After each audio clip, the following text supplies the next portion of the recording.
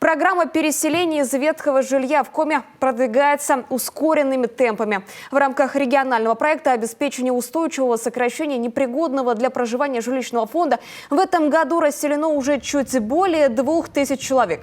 Отдельные муниципалитеты планируют завершить все 3 этапа, рассчитанные до 2025 года раньше. Так, в Усинске все 19 домов, признанные аварийными до 2017-го, будут расселены уже в этом году.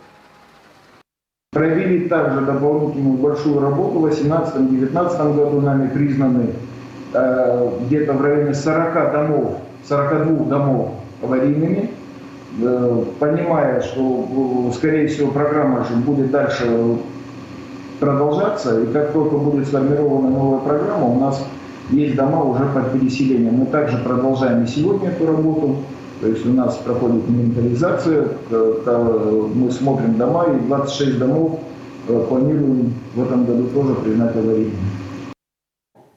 Тем временем в социальных сетях от жителей Усинска поступили жалобы на качество квартир, которые дают взамен старого жилья. Одно обращение касается того, что пожилому человеку дали жилье на 4-м этаже 5-этажного дома, в котором еще и балконы в разрушенном состоянии. И теперь придется ходить по инстанциям, чтобы добиться ремонта. Анна Балуева сняла ролик, в котором видна приличного размера щель между балконом и домом. Вот такие аварийные, красивые жилье на переселение. Администрация Усинска ответила Анне Балуевой, что дом 9Б по улице Строителей включен в программу капитального ремонта. Но из-за ограниченности финансовых средств ремонт фасадов в краткосрочный план до 2023 года не включен.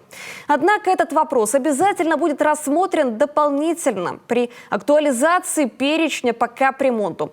Кроме того, жительницы рекомендовали обратиться в управляющую компанию «Строймастер» для проведения комиссионного осмотра технического состояния балкона и восстановления в рамках содержания и текущего ремонта общего имущества.